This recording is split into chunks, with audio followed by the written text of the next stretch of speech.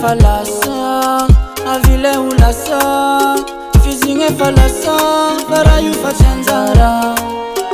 Flora tantangano, nambela non alazo, tafara votetra non e fara fanazunolo.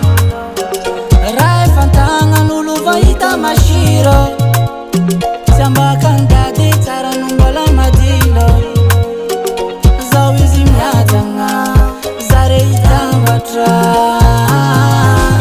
Nambela na zunulo, nambela na zunulo, fizi mfani nulo, efanta manulo, kezono ni pudina ngira changa nambela na zunulo. Tata ni yola no jabisidi, tanona nganyo de débutant. Zake fatara mbola ni tutufa no beton.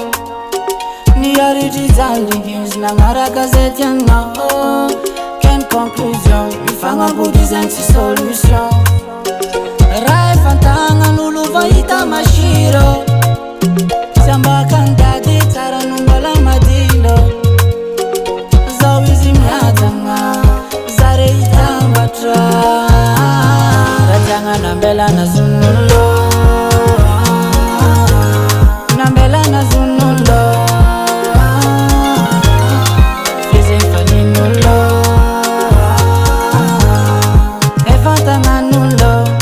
Kezono ni pudina ngira changa nambela na zunulo.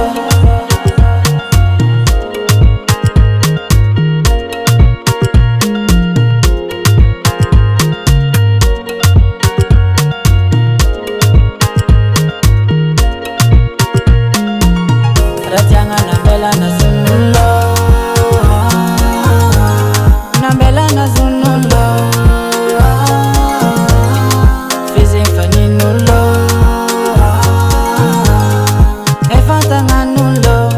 Kezono ni pudina ngira changa nambela na zunulo. Nambela na zunulo. Fizi mfani nulo. Efanta nganulo. Kezono ni pudina ngira changa nambela na zunulo.